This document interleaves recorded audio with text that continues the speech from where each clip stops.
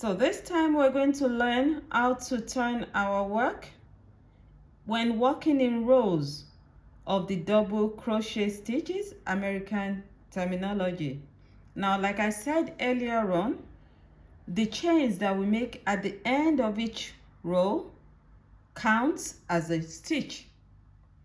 So we'll have to skip the first stitch. So how do we turn our row? We'll make two chains.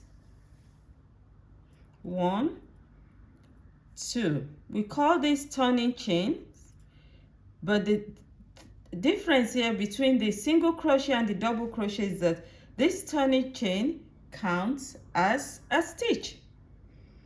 So in this instance, we can see the chain 1, 2, the 2 chains. Now we are going to skip this first V, which represents the first stitch we have here, and then we go to the next V. This is because these chains that we make, they count as a stitch.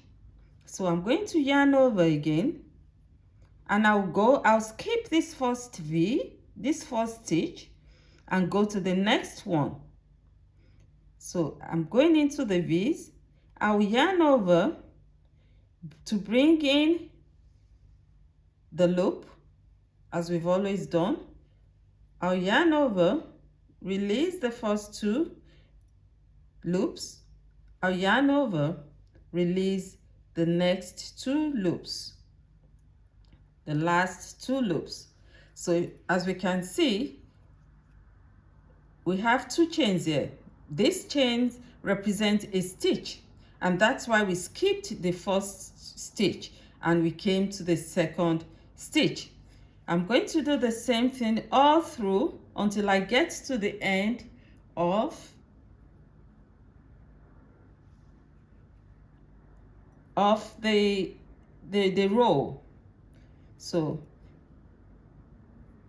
I'll yarn over,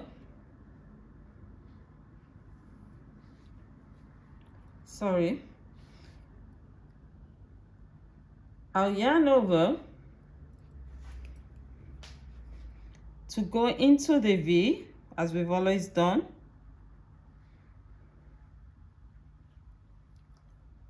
I'll yarn over to release the first 2 loops. I'll yarn over to release the next 2 loops, the last 2 loops. I'll yarn over again, go into the next V. I'll yarn over to bring in the loop. Now I have 3.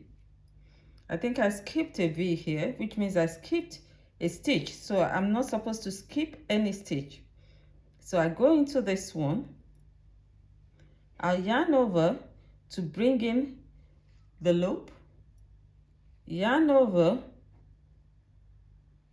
to release the first 2 loops. Yarn over to release the last 2 loops. We're going to do this all through to the end of this row. We'll be pausing now.